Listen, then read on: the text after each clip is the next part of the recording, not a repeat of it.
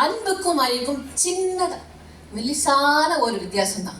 அன்பு மற்றவர்களை சிரிக்க வைத்து பார்க்கும், அறிவு அடுத்தவன் இழிச்சவாயாக்கி பார்க்கும். எவ்வளவு பார்த்திருப்போம். ஒரு காலத்தை நம்ம பாட்டுக்கு இந்த கடலெண்ணெய் தேங்காய் எண்ணெய் வாங்கி சந்தோஷமா இருந்தோம். அறிவாளிகள் எல்லாம் வந்தாங்க. ஐயோ கடலெண்ணெயா தேங்காய் எண்ணெயா போச்சு போச்சு, நாக்கு பொசுங்கிரும், மூளை கசங்கிரும், கிட்னி சட்னியா போயிடும், எவ்வளவு உருட்டுனாங்க. நாமளும் இவங்க சொன்ன மாதிரி இந்த rice bran oil, sunflower oil எல்லாம் வாங்கினோம். சொல்ல போனா மண்ணெண்ணையும் பெட்ரோல் தவிர எல்லாத்தையும் சமைச்சோமா. இன்னைக்கு திரும்ப வராங்க சுத்தமான செக்குல ஆட்டின நல்லெண்ணெய், கடலெண்ணெய் 10 மடங்கு விலையை ஏற்றி நம்ம தலையில கட்டுறாங்க. இவங்க ஆட்டின எண்ணெய் சுத்தமான செக்குல ஆட்டினதான் தெரியாது, ஆனா உருட்டு இருக்கு பாருங்க, தரமான செக்குல ஆட்டின அக்மார் குருட்டு. இந்த மாதிரி ஆட்களுக்கு நான் பாரதி சொல்வான், படித்தவன் சூதும் பாவமும் பண்ணினால் போவான் போவான் ஐயோவன போவான் அப்படின்னு.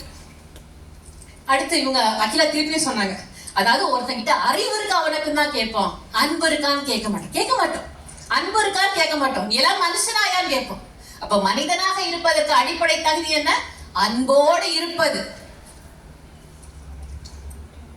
அப்புறம் இன்னைக்கு இந்த முன்னேற்றத்தை பற்றி எல்லாம் நிறைய பேசினாங்க. ஏகப்பட்ட இன்ஃப்ராஸ்ட்ரக்சர் வளர்ந்துருச்சு, வீடுகள் வளர்ந்துருச்சு. ஆனா அந்த முன்னேற்றத்தை என்ன சொல்றோம்? அசுர வளர்ச்சிங்கிறோம். அசுரன் என்னைக்குமே அடுத்தவனுக்கு சந்தோஷம் கொடுக்க மாட்டாங்க, அதை மனசுல வச்சுக்கணும். ஒருத்தன் லண்டன் ஸ்கூல் ஆஃப் எக்கனாமிக்ஸ்ல படிச்சிருக்கான், செஸ் சாம்பியன், 5 மொழிகள் பேச தெரியும். அப்ப இவங்க சொல்ற மாதிரி பார்த்தா பெரும் அறிவாளி, மனித குலத்துக்கு ரொம்ப சந்தோஷத்தை கொடுத்துரும் இல்லையா? ஆனா அவன் என்ன செஞ்சான் தெரியுமா? இந்தியாவுக்கு வர வெளிநாட்டு பயணிகளை சுட்டு கொள்றான். இவனை பிடிச்சி ஜெயில போடுறாங்க. இவனை விடுவிப்பதற்காக 1999 ஒரு ஃபிளைட்டே கடத்தப்பட்டுச்சு. வெளியே வந்தான். வால் ஸ்ட்ரீட் ஜேர்னலோட ஜேர்னலிஸ்ட கடத்தி திரும்பவும் பண்ணான். அமெரிக்காவுடைய இந்த ரெட்ட கோபுர தாக்குதலில் இவனது மூளை இருந்ததாக சொல்லப்படுது. காரணம் என்ன? இவன்கிட்ட அறிவு இருந்துச்சு, நிறைய இருந்துச்சு. சக மனிதரின் பால் அன்பு இல்லை, அதனாலதான் அவன் அப்படி செயல்பட்டான்.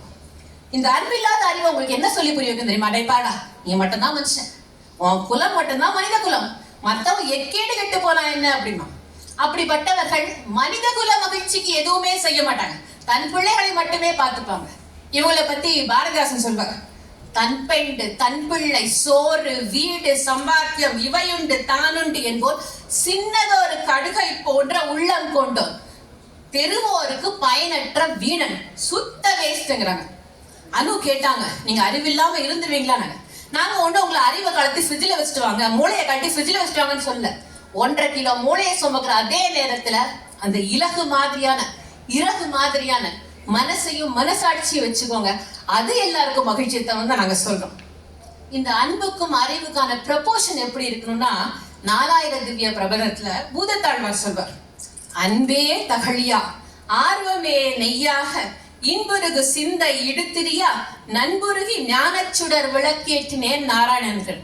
அதாவது அன்புங்கிறோட அகல் விளக்குல அந்த அன்பினால் விளைந்த ஆர்வத்தை நெய்யாகவும் இனிய உருகும் மனதினை அந்த எண்ணங்களை திரியாகவும் போட்டு சின்னதா ஒரு ஞானச்சுடர் விளக்கு, அது எல்லாருக்கும் சந்தோஷம் தரும். அதை விட்டு எங்களுக்கு இந்த விளக்கு வேண்டாம், திரி வேண்டாம், நெய் வேண்டாம், நெருப்பு மட்டும் போதுன்னு அது அழிவை மட்டும் தான் தரும். எனவே இப்படி சொல்லி முடிக்கிறேன், அந்த அறிவை கட்டுப்படுத்தி நல்வழியில் செலுத்துகிற அந்த அன்பு என்னும் அகல் விளக்கு நாம் எல்லோரிடமும் இருந்தால் உலக மகிழ்ச்சியாக இருக்கும் என்று சொல்லி நல்ல வாய்ப்புக்கு நன்றி கூறி விடைபெறுகிறேன். நன்றி, வணக்கம்.